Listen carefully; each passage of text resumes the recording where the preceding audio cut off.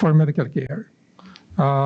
So he is responsible for her food, he is responsible for her clothes, he's not responsible for medical care. And the sort of the legal justification behind this is that he is a tenant, is leasing certain benefits, he doesn't own the property, therefore, that's the analogy that is given. If he is leasing certain benefits, does not own the property, then he's not responsible for basic maintenance. And that may sound a little bit shocking, but this is a discussion that is being had on social media.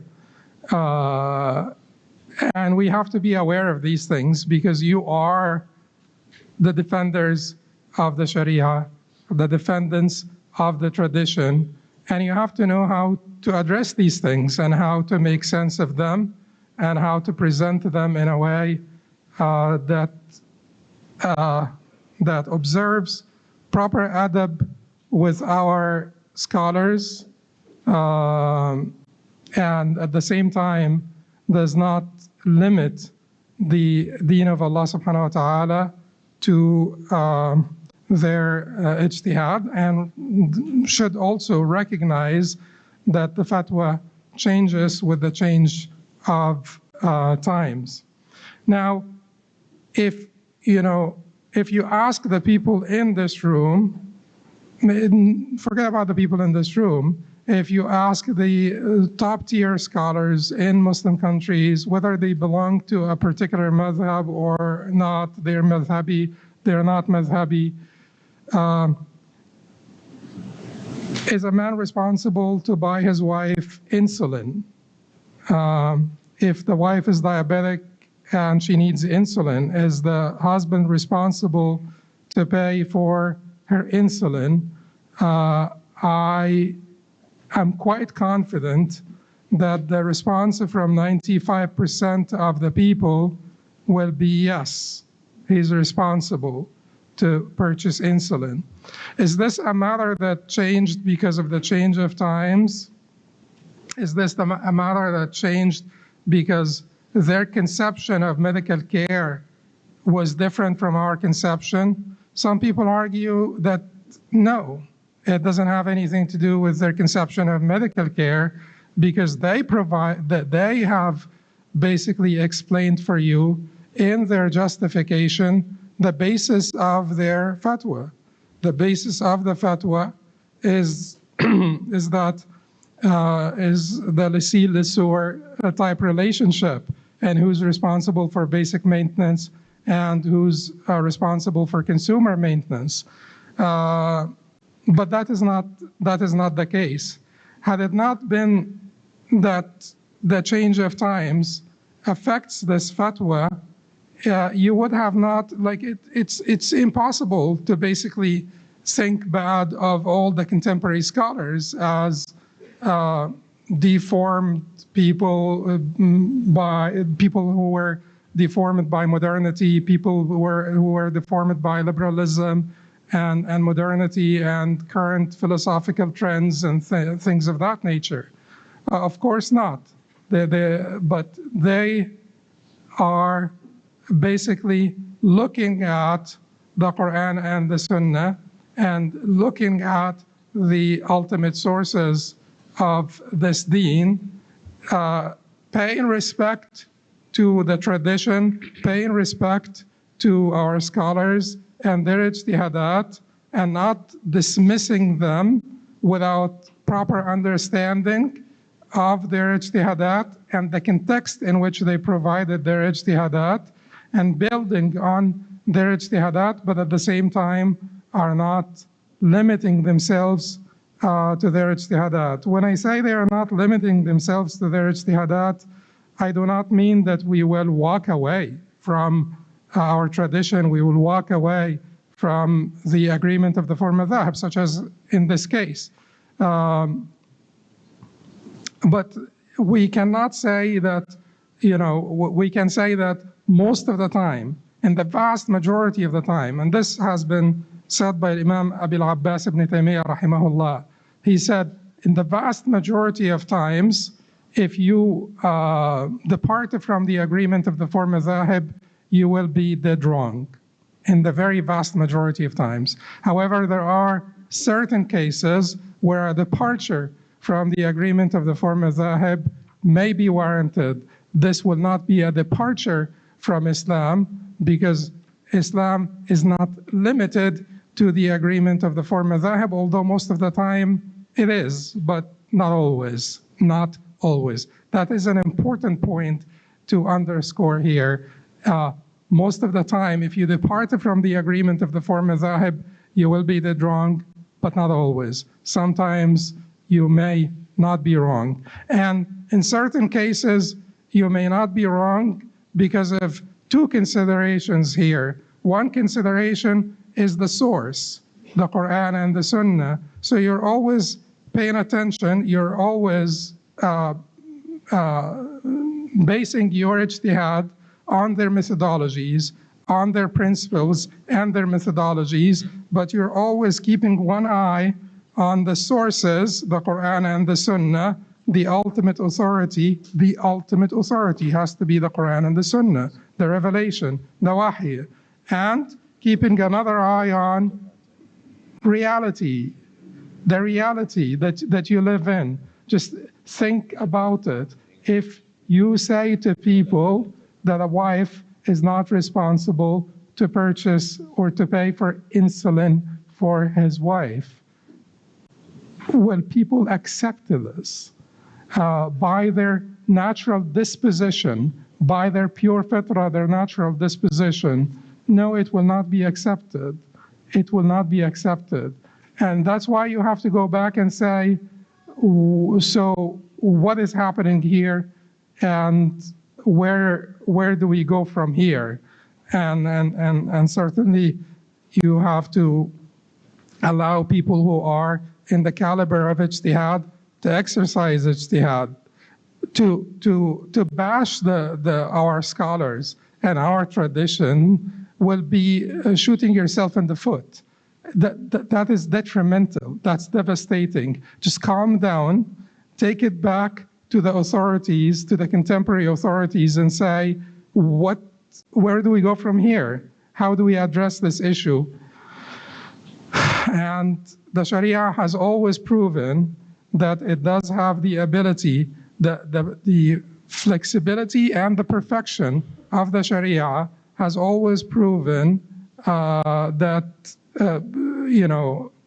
proven utilitarian in this regard, has always proven to allow us to find solutions for complicated problems, and basically to address new realities and the emergence of new conditions, customs, realities, and circumstances. Due to the urban expansion during the time of Umar ibn al-Khattab radiallahu anhu, urban expansion, where Umar ibn al-Khattab radiallahu anhu was now in charge of I thought that there is a PowerPoint presentation here or something, and I didn't provide one. So, but no, but Umar ibn al-Khattab radiallahu anhu noticed the expansion of the Muslim empire. This became a great empire now. We're not talking about in Medina and Mecca and Ta'if and a few other places. We're talking about like a huge empire. So if a man kills by mistake someone in Kufa, and their aqila, their paternal kin, resides in Yemen, by the time you collect the diya from the paternal kin in Yemen, that would basically be a lot of injustice to the victim. So what Umar ibn al-Khattab radiallahu anhu did, and this was basically afterwards honored by the Hanafis and Malikis, not by Shafi'is and us, but the Hanafis and Malikis, followed this particular decree from Umar radiallahu anhu. So Umar radiallahu anhu decreed that it will be Ahl al-Diwan, people in the same registry that will be responsible for the diya or for the blood money, for the blood money. Okay, there are many other examples that we can address, and we may address some of them if we have a little bit of time, but there are many such examples. So now our discussion today, we have to recognize the immense changes. Our discussion today is about family law, mut'a, and qiwama, and how knowing that the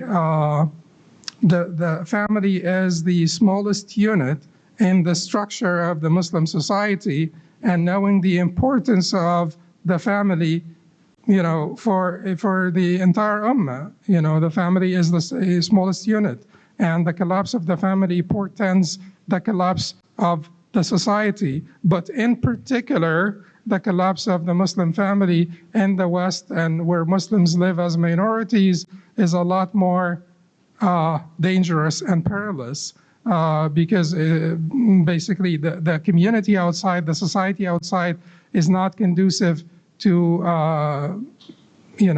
promoting the religious values in general, or Islamic values in particular. So all the children have is that unit, is that small unit that's called family.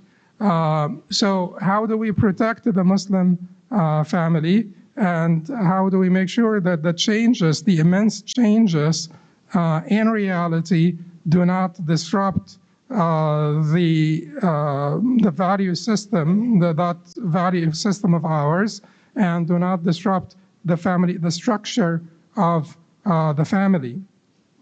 It is not that everybody is able to see this. Mechanization and automation have made many jobs available for women that were not available in the past, have made women capable of making a living or earning a living that is comparable to men, almost there, very comparable to men. Yes, it's not there all the way, but it's almost there. We can't argue about this, and we can't argue about the effect of technological advancements in this regard. And many times, technological advancements are the qatira, basically the driving force, but things will never be limited. And that's the human history. In the history of humanity, technological advances came first, and then came major changes, enormous changes, immense changes, the social changes, economic changes, political changes, and even religious, moral and religious changes followed those technological advancements. So, so they do have almost the same earning potential. Women have almost the same earning potential as men. It was never basically a conspiracy on the part of the patriarchal societies that women, when agriculture and herding and different crafts were the available jobs out there, and they required an amount of strength that women often lacked. This was not a conspiracy by men. This was not a conspiracy by the patriarchal society. The availability of such opportunities for women now is also not simply or merely a product of liberal philosophies or feminist movements or any of that. You have to understand the root cause of these things, and the root cause of these things are real changes that would facilitate for such movements, for such philosophies to prosper or to thrive. And I'm not denying the devastating effect of such philosophies or parts of them. We're all for women's rights.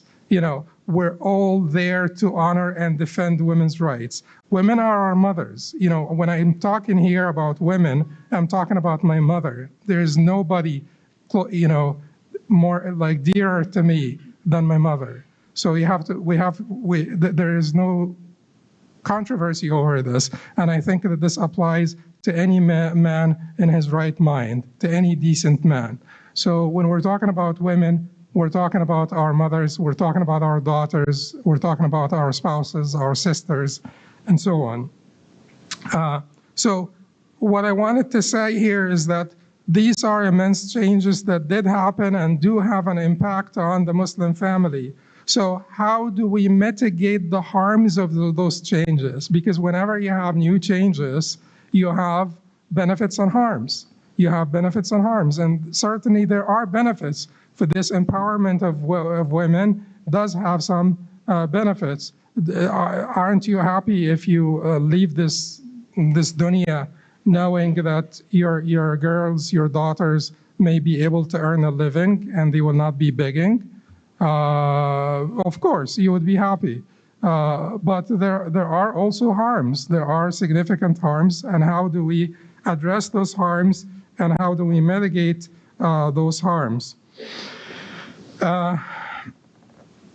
So one thing we can say is, we can say to women, it's haram to go out and work. You know, you have to stay home and take care of your kids, because we cannot neglect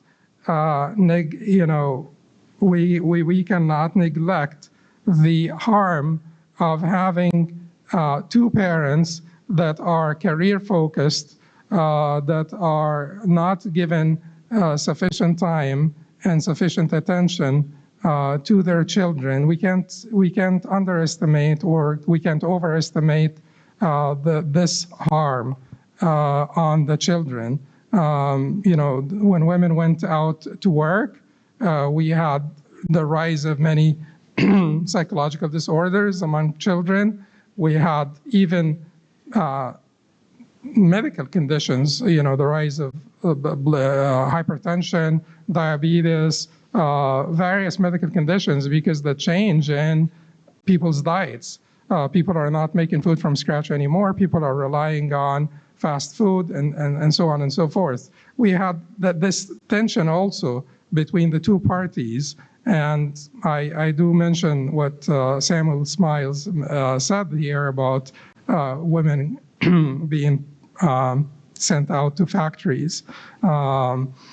So there is this tension between the two parties now, between the two spouses, the two pillars of the family, that is caused by the fact that women do have economic independence.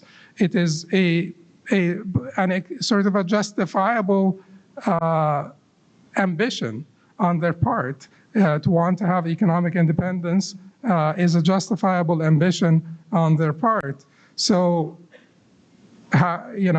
now if you want to say to the woman, if you want to mitigate this, some people will find it easy to say, it's haram to go out, haram to work, stay at home, take care of your kids, and that will solve the problem. It would solve the problem had we had sufficient dalil or evidence that it is haram for her to go out. We would have solved the problem. We would have not, been affected or impacted whatsoever by these technological advances, social changes, any of that. Haram, that's it, we're done. But that's not the case. And we all know that Islam did not prohibit women from going out to work if they prioritize their family, and if they also have decent jobs that are conducive to Islamic values of modesty and so on. If the job does not compromise their dignity and their modesty and things of that nature. The Prophet ﷺ said to the aunt of Jabir radiallahu anhu, "Bala فاخرجي وجدي نخلك فإنك لعلك أن تصدقي أو تفعلي خيرا." Go out and cultivate your palm trees, or picky the dates. Perhaps you can give charity or do something good with this money.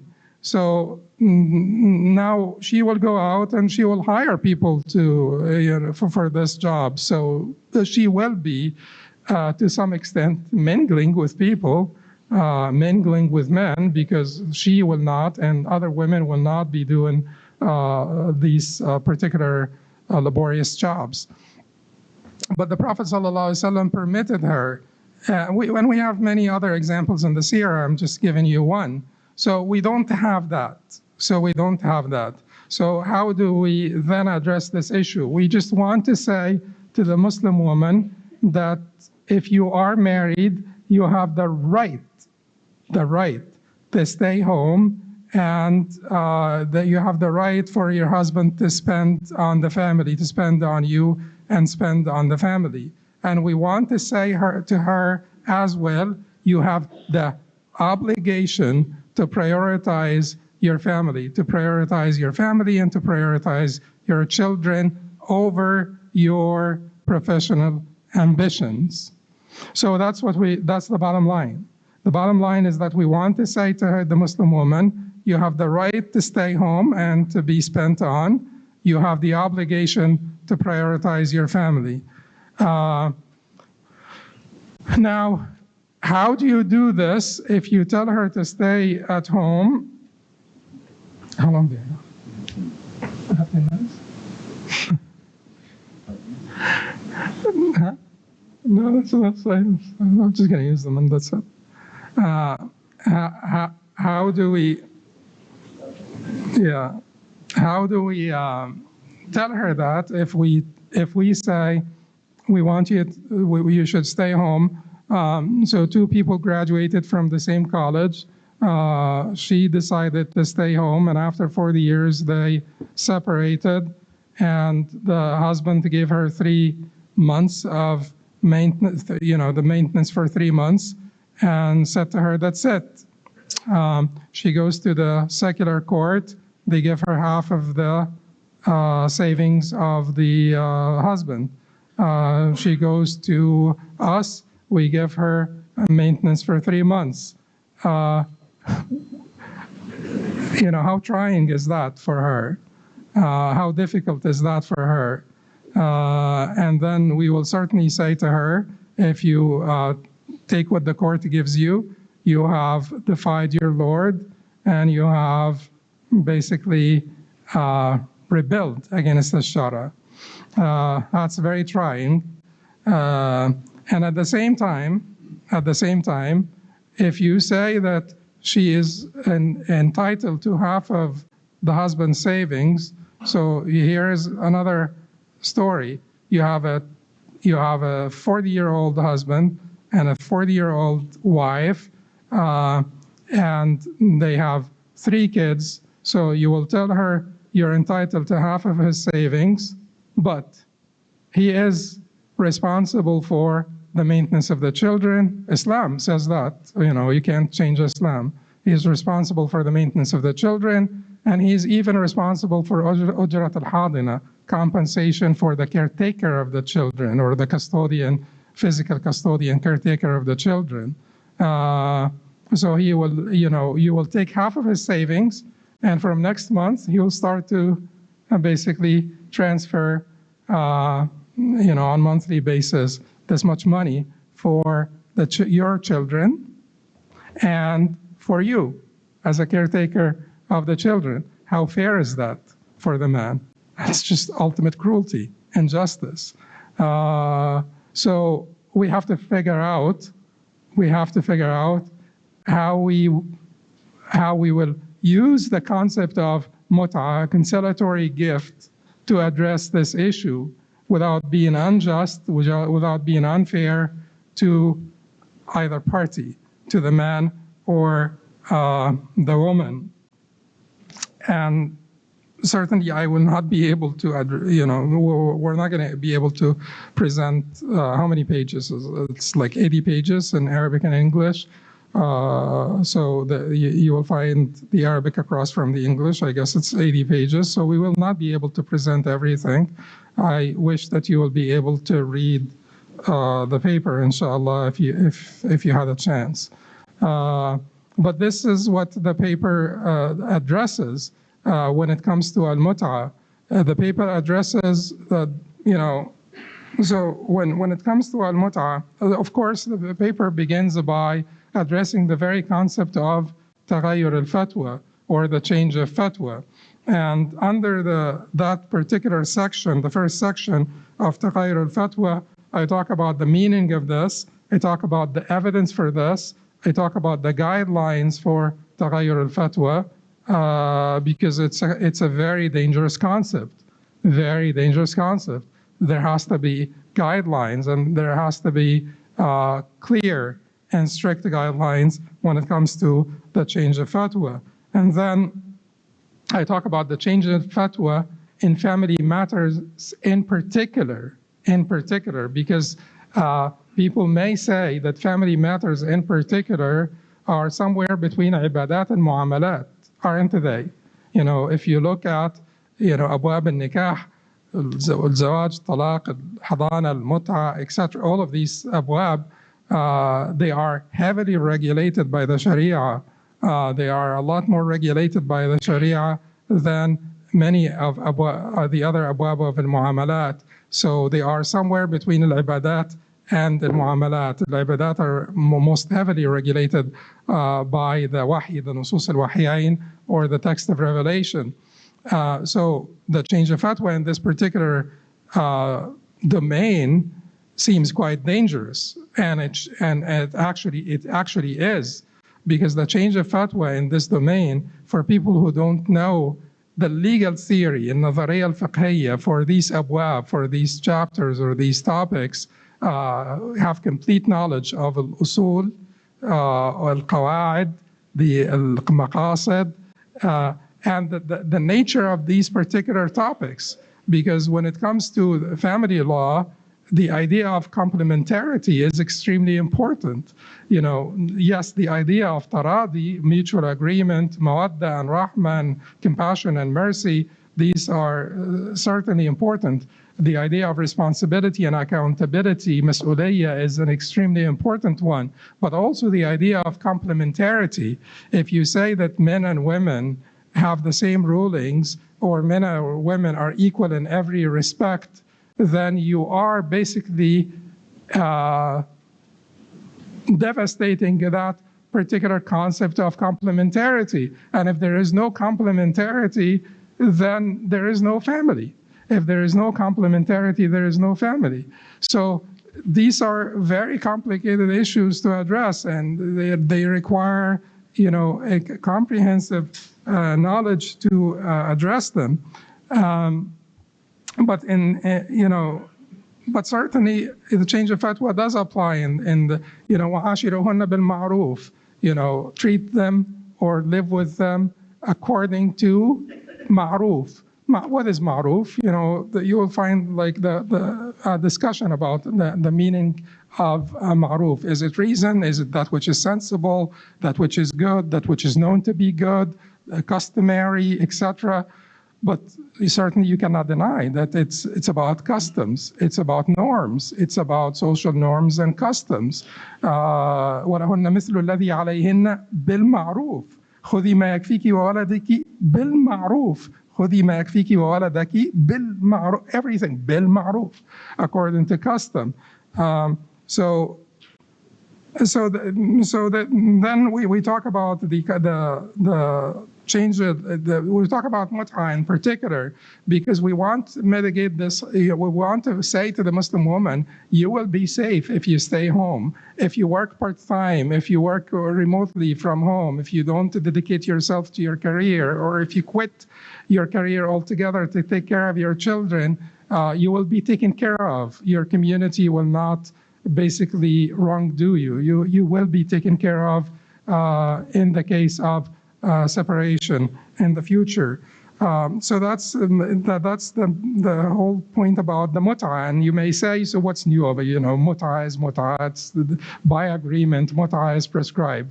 But muta after consummation of marriage is not obligatory except in one madhab and one narration in the other madhab. So it's only the Shafi'is that make it obligatory after consummation. So I discuss here the ruling of divorce and whether divorce is by default mahzur or mubah. Is the divorce by default permitted or not, or permissible or impermissible? And I argue that divorce by default must be impermissible. There is no way that it is permissible by default. And you will, and I'm not going to tell you how what I base my opinion on, so that maybe you will go and read the paper. So then I discussed the idea of whether muta is wajib or not, and then I discussed the idea about the amount of, discuss the amount of muta. I discussed the amount of muta and what is the amount of muta, and how when we assess, the amount of muta nowadays, how we should factor in that particular objective of basically protecting the rights of the woman, not just jabr al-khatir, to console her, but also to protect her rights. And then there will be a section on qiwama, and I do discuss the sabab al-wahbi lil-qiwama, the divinely granted cause for qiwama or guardianship. Maybe that's the best translation, because guardianship would account for the two angles of qiwama. Many times when we talk about qiwama, some people talk only about authority, some people only talk about responsibility, and they have to be hand in glove. They have to come together. You just can't separate authority from responsibility. So maybe guardianship is a good translation for qiwama. So I talk about qiwama, and I talk about the two causes for qiwama that are mentioned in this ayah: as-sabab al-wahbi, the divinely granted cause, and as-sabab al-kasbi, the acquired cause. And I talk about how as-sabab al-kasbi has been impacted by the new changes. Sabab al-wahbi will not be impacted, the divinely granted, but the sabab al-kasbi has been affected. And so if the woman is the one who's maintaining the family, sustaining the family, and that is not too rare, we do see this often. The woman is spending on the family, and the man is playing video games and basically doing whatever. Will he have the same qiwama in this particular case? If it is out of incapacity, what would be our recommendation for this family, for this woman, if this arrangement is out of the man's incapacity, if this arrangement is out of the man's laziness, and expectation that his wife would actually be supporting him, what would be which scenarios will play out then? And then I discuss what qiwama means to begin with, and what's the concept of ta'ah, and what is the ta'ah that we talk about, the wifely obedience, because that is what is going to be impacted. So we have to have a proper tasawwur or conceptualization for what it is by default, so that we know how it will be impacted, because many people have an improper conceptualization of that wifely obedience. And I talk about the different domains where wifely obedience is expected, and when it is required, and when it is recommended. The four different domains. And then I talk about ultimately the impact of the changing conditions on the wifely qiwama, and at the end of the paper you will find the conclusions and recommendations, and I stop here. أقول قولي هذا وأستغفر الله لي ولكم. سبحانك اللهم وبحمدك أشهد أن لا إله إلا أنت أستغفرك وأتوب إليك.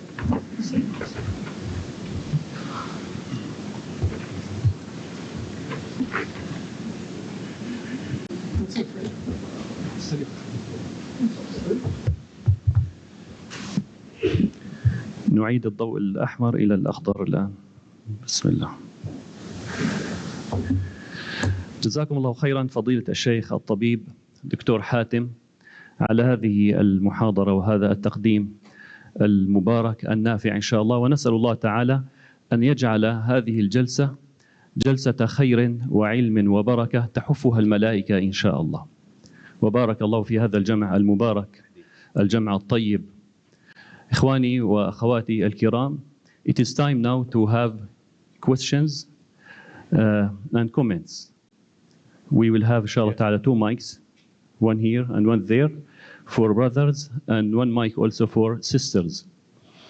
And remember, when you start your comment, I have just quick or 3 quick comments or questions. Try to make it easy and just in 1 minute, inshallah ta'ala. After that, we'll turn the light red. Okay, Bismillah, we start with brother. Bismillah. Jazakumullah khair, Fadilat al-Sheikh. Just a couple of questions or comments. One is that when women work, they found in studies that the more financially independent a woman is, the more likely it would lead to divorce.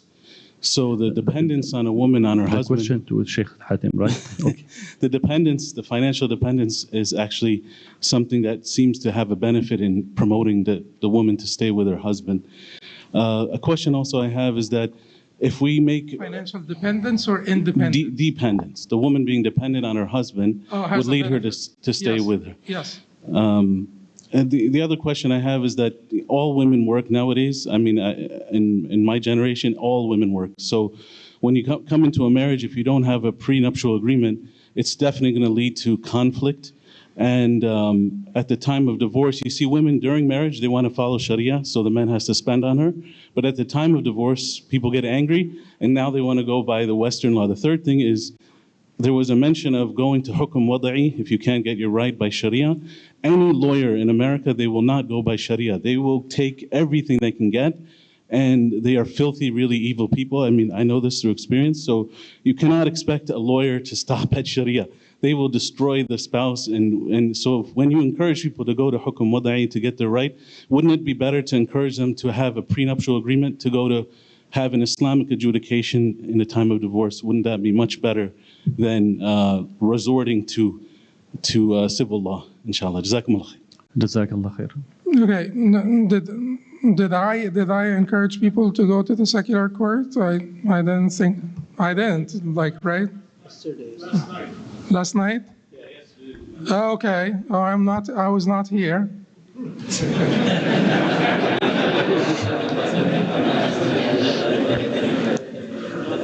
No.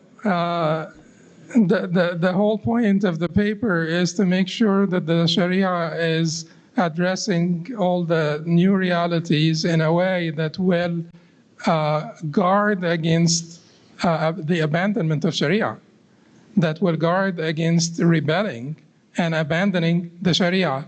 The whole point is to stay within the Sharia. But there is a responsibility on the scholars to ensure that the Sharia is addressing the new realities and new changes, and in a way that will make the Sharia the way it has always been. You know, عدل كلها رحمة كلها مصالح كلها. So it's all, Sharia is all about justice, it's all about mercy, and it's all about the benefit of humanity. However, the fatwa of the Imam of the Islamic Center is not necessarily the Sharia. You know, you don't think that we have like a divine sort of revelation that comes to us when we adjudicate those cases. So your own fatwa is not the Sharia, but the Sharia of God is all about mercy, all about justice, and all about benefits and wisdom. And anything that departs from justice to injustice, from mercy to cruelty, from wisdom to foolishness, from benefit to harm, is not part of the Sharia, even if it was interpolated into it by our own works. So, no, I do completely agree that we have to address this in the prenuptial agreements and also in the arbitration committees. We have to make sure that we have arbitration committees of people that are well versed in these areas, people that are study, like we need to study. So the idea here is when you bring 2 or 3 imams from the community once a month to adjudicate those cases or to mediate, they need to really study these matters very well and understand the wide scope of, or the spectrum of the Shara'i positions, and make sure that they are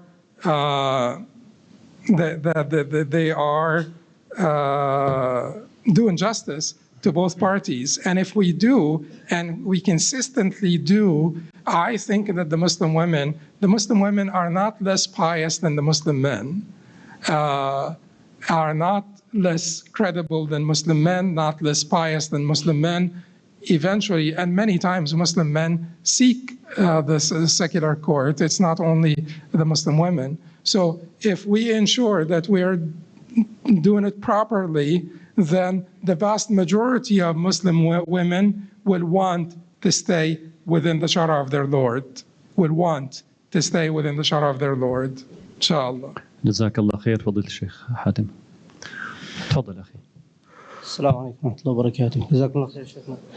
هل I'm gonna have to say the question in Arabic. هل اقتضاء المصلحة هو مناط اعتبار العادة في الفتيا؟ لأن يعني أحيانا تكون العادة مصادمة للمصالح الشرعية التي أو المقاصد الشرعية، فهل اقتضاء المصلحة هو مناط اعتبار العادة أم أن فقط نمشي مع العادة حيث ذهبت؟ ثم كيف يمكن النظر إلى المآلات في مجتمع متغير سريع التغيير؟ السؤال الثالث في مسألة المصلحة أيضا، أليس من المصلحة القطع في مسألة الخدمة المنزلية بالنسبة للمرأة، بحيث أننا نقطع الطريق أمام الخلافات بين الرجل والمرأة، بأن نقول أن الرجل إذا كان يعمل ويقوم برعاية أهل بيته، لا نقول أنه ليس له من زوجته إلا المتعة الجنسية والبقاء في البيت يعني فقط. يعني كواجب أليس الأولى أن نأخذ بالرأي الذي يقول بوجوب طاعة الزوج أو القيام بخدمته وأسرتها في داخل بيتها إذا كانت لا تعمل؟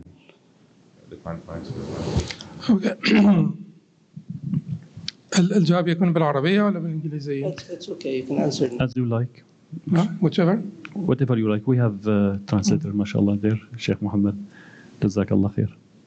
طيب، هو عموما قولهم العادة محكمة، لا شك أن هذا تحكيم العادة ليس في كل شيء، ومجال عمل هذه القاعدة، قاعدة العادة المحكمة ولا ينغر والقاعدة المتفرعة عنها. طبعا قاعدة العادة المحكمة واحدة من القواعد الخمسة الكبرى. القاعدة التي متفرعة عنها وهي قاعدة تغير الأحكام بتغير الزمان والمكان، أو لا ينكر تغير الأحكام بتغير الزمان والمكان، وهذه جاءت على لسان أئمتنا الكبار، ابن القيم، الشاطبي، ابن القيم، الشاطبي، طبعا موجودة في مجلة الأحكام العدلية، موجود معناها في كلام ابن نجيم، في كلام السيوطي، في كلام القرافي، في كلام فهذه مسألة مستقرة عند أهل العلم، مسألة عدم إنكار تغير الأحكام بتغير الزمان والمكان. والمقصود طبعا بتغير الزمان والمكان لا مجرد تغير الزمان والمكان، لأنه لو قلنا بأن الأحكام تتغير لمجرد تغير الزمان والمكان لكان ذلك طعنا في الشريعة وكمالها وصلاحيتها إلى أن يرث الله الأرض ومن عليها. لكن المقصود بتغير الأحكام بتغير الزمان والمكان هو أن الزمان والمكان أوعية لما فيهما من الحوادث والأحوال التي تؤثر على مناطات الأحكام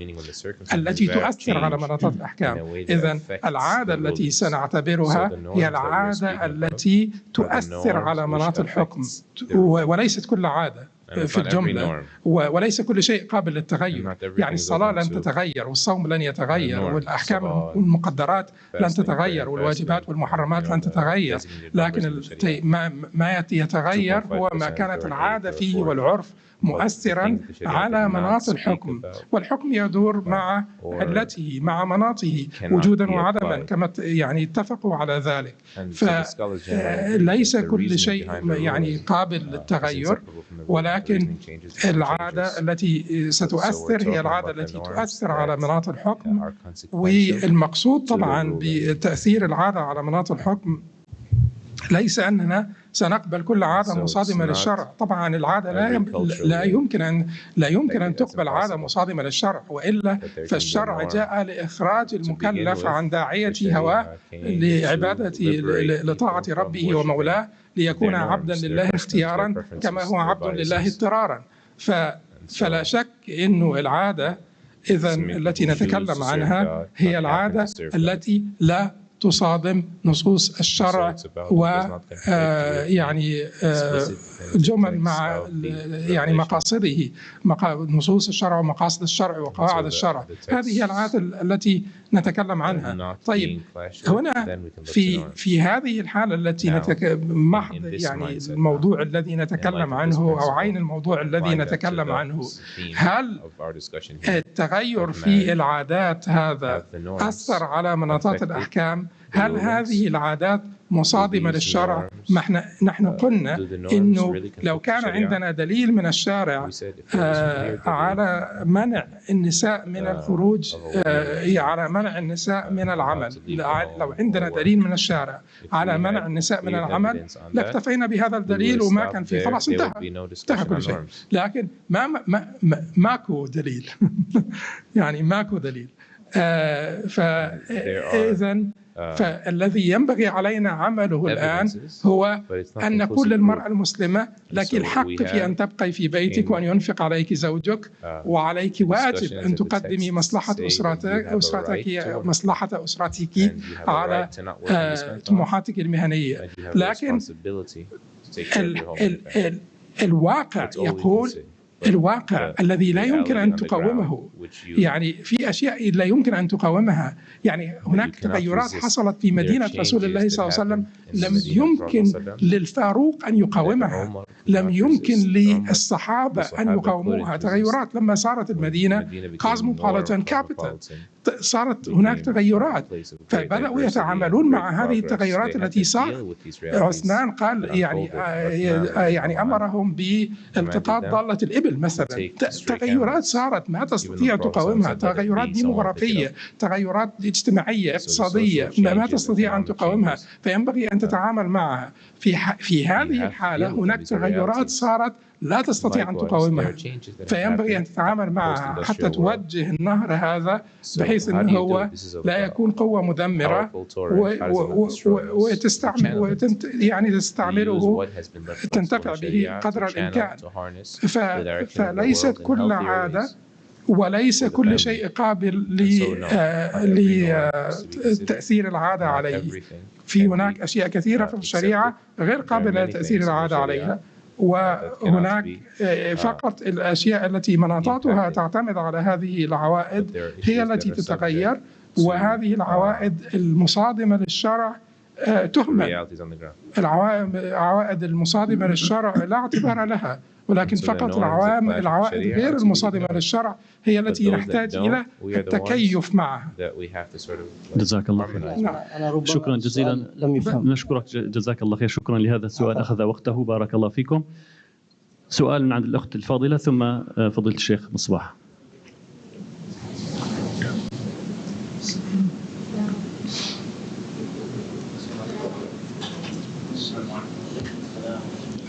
Turn it on, sister. Turn it on. Just turn it on. The red thing, maybe. Is this like a?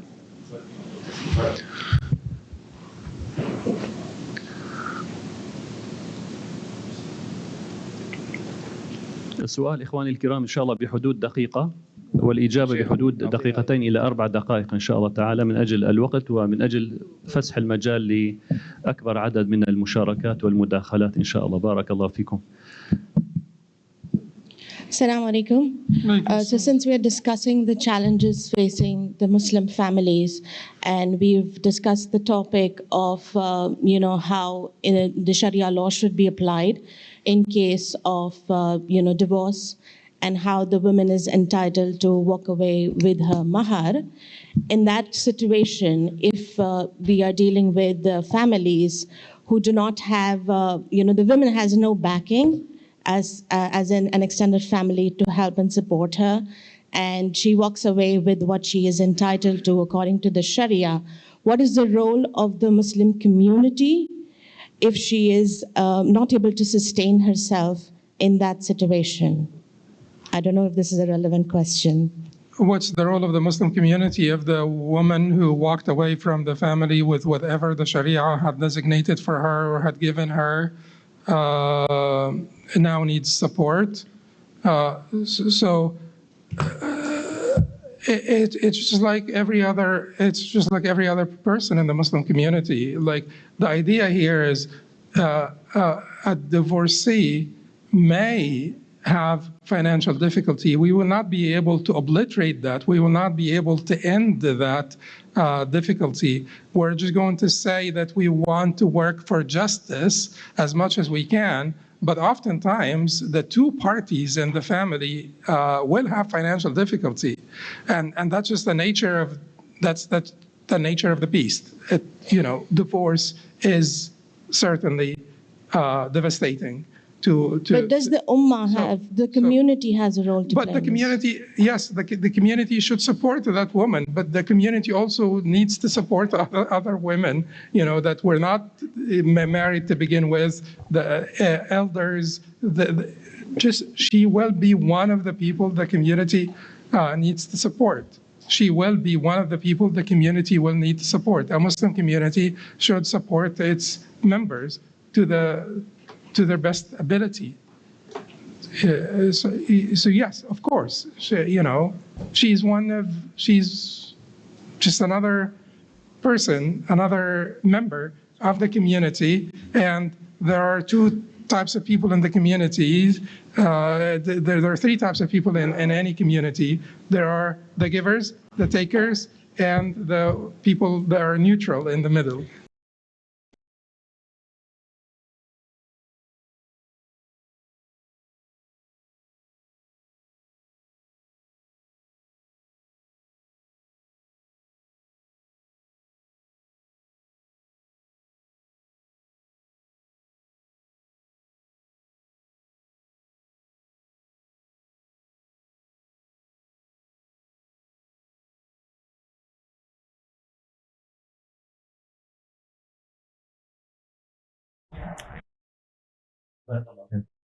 Thank you. Just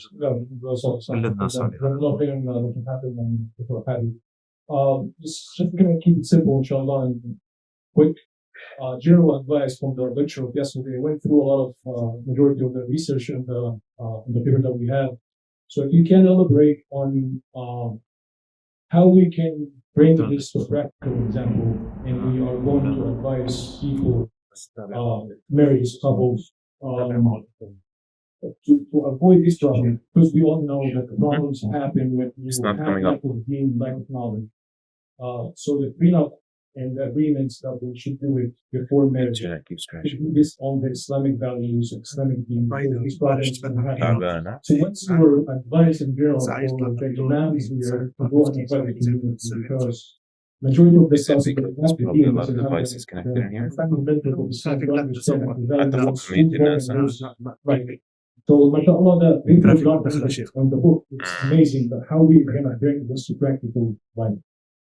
What you should advise the imams to advise when you have council session, what you have to do, what you have to go back to ask, and so on and so forth.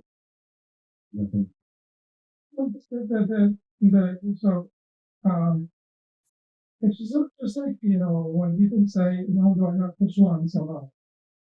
If you're not khushu' outside the salah, you're not khushu' in salah. If Allah subhanahu wa ta'ala is present with you all the time, you're not when you start to pray. But the takbir is not a switch that you basically turn on the khushu', turn on. So to bring people closer to Allah subhanahu wa ta'ala, that certainly would require a couple of lectures, but you have to address the issue holistically by bringing the people closer to Allah, by making them want the Sharia. Love the Sharia. We have an hour to talk next hour.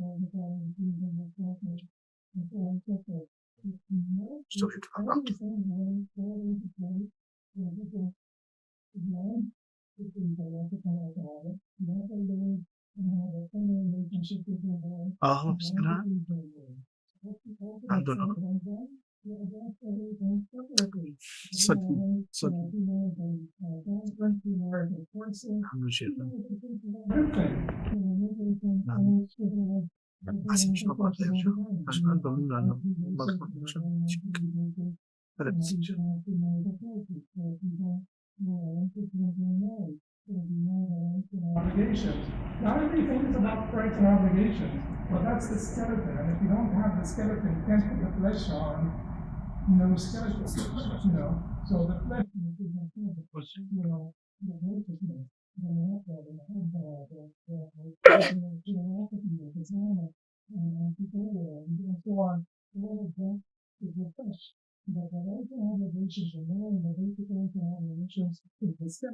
So you have to erect the skeleton and then mold it with the flesh. So it's may Allah subhanahu wa ta'ala make it easy for our imams with all of the obligations that we have, the responsibilities that we shoulder to address this, but go for the root cause of the problem. The root cause of the problems is people's being distant from Allah subhanahu wa ta'ala and